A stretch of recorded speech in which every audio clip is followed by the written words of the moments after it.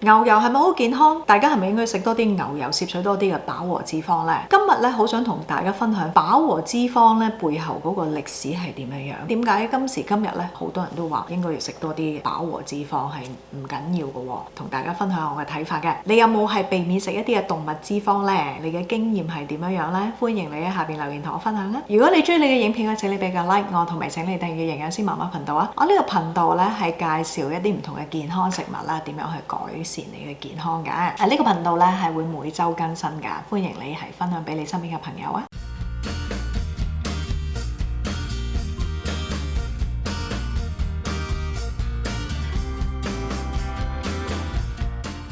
各位朋友，大家好，我係營養師媽媽 Priscilla。最近有幾位網友咧留言問我啊，聽講話牛油咧係好健康嘅喎，咁係咪真呢？咁希望我回應嘅。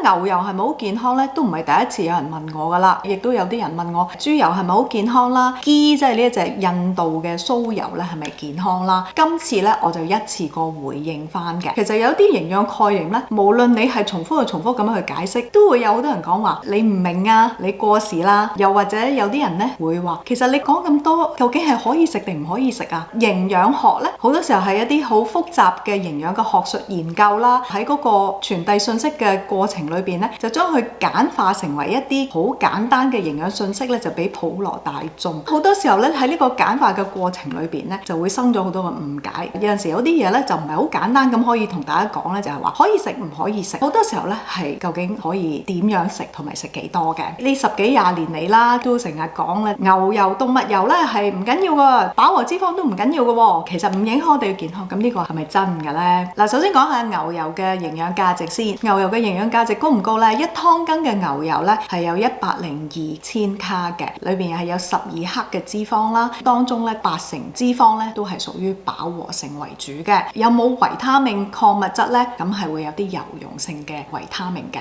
包括維他命 D 啦、維他命 A 啦。不過大家留意喎，如果咧你係一般食用份量，我呢度係1湯羹計咧，以維他命 D 嘅含量嚟講咧，係得2% 嘅。市面上有一啲資料咧，就係話牛油咧裏邊有好多嘅油溶性維他命，除非你食好多，去到100克，大概係7湯羹到啦。如果你真係食嗰個量咧，當然啦，相對嚟講咧，你喺牛油攞嘅一啲油溶性嘅維他命會多啲嘅。不過我哋一般人咧食好少嘅話咧，唔好期望咧喺牛油裏邊咧就攞到好多嘅維他命礦物質啦。咁牛油裏邊嘅脂肪係咪健康咧？飽和脂肪之中咧有一種咧叫做 butyric acid， 似乎咧係有一啲嘅抗炎嘅作用嘅。牛油亦都係會有少量嘅反式脂肪嘅，呢個反式脂肪係一啲天然嘅反式脂肪嚟嘅。咁裏邊咧有一種咧就叫做 conjugated linoleic acid， 就 CLA， 係一啲嘅補充劑咧，有陣時咧都會買呢個 CLA 嘅，標榜咧對減肥係有幫助嘅。牛油咧，如果你食少量嘅話咧，都好難攞到好多 CLA 或者 butyric acid。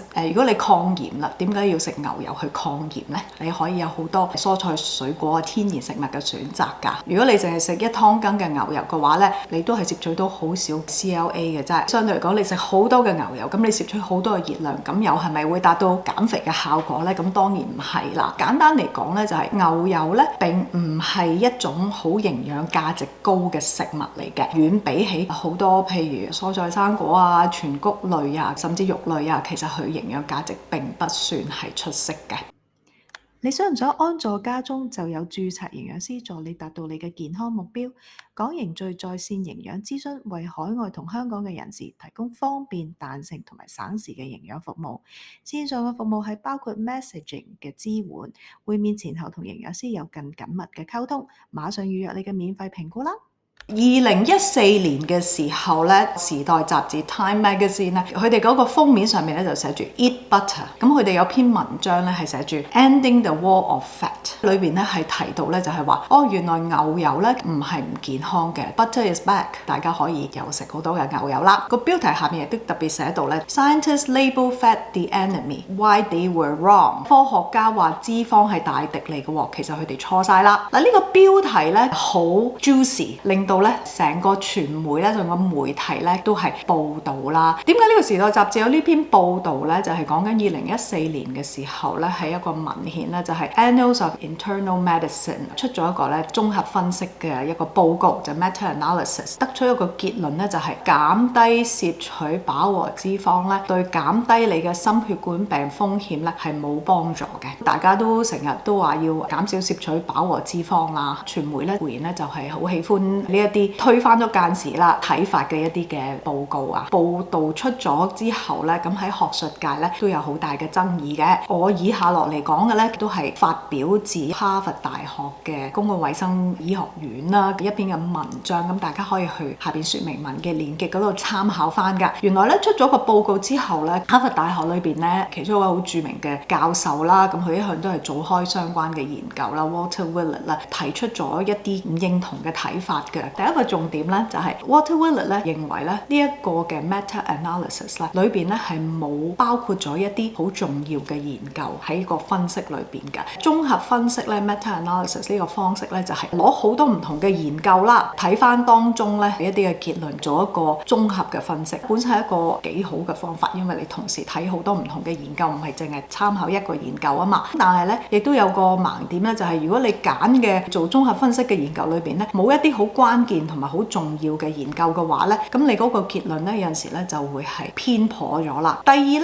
就係 Walter Willett 咧就係話個重點咧就係話唔係叫大家要食多啲飽和脂肪，而係要用一啲健康啲嘅脂肪去取代翻飽和脂肪啊。第三點咧就係即使呢個學術研究嘅作者咧都話點解 Time Magazine 講出嚟咧會係 butter and burger 嘅咧，都係話大家要多啲食 butter and burger 咧。作者本身咧都唔係咁樣講嘅，佢哋最多話飽和脂肪咧唔係話大家想象中咁有害，可以話係一個中立嘅一個嘅角度。因為咧其實我哋好多時候咧將一啲嘅營養素啦或者一啲嘅食物咧，我哋會將佢分為可以食唔可以食。其實我哋當話飽和脂肪唔係想象中咁危險嘅時候咧，最多都係話佢中立嘅啫，並唔代表咧飽和脂肪係健康㗎。飽和脂肪咧你可以講話係一個比較中性嘅一個嘅對心血管病嘅影響，但係咧飽和脂肪的而且確係會升高低密度脂蛋白 LDL 㗎。到而家咧美國心臟協會咧其實唔係話同大家講大家要食少啲飽和脂肪，咁但係亦都唔係鼓勵大家要食飽和脂肪，建議咧就係用一啲多元不飽和脂肪去取代一啲嘅飽和脂肪啦。咁呢一個概念咧就係與其用牛油去煎牛扒，咁咧你就係用橄欖油煎三文魚啦，同埋呢啲嘅蔬菜啦，又或者與其食忌廉蛋糕咧，用果仁去取代，咁就係咁嘅意思啦。咁呢一個咧就係一個取代嚟嘅，唔係叫大家係食多啲飽和脂肪。嗱呢一個咧係以訛傳訛嘅一個實例嚟㗎。當一啲好複雜嘅營養研究啦，經過咗呢一啲好 juicy 嘅傳媒嘅報導啦，亦都會加咗個人嘅意見啦，再經由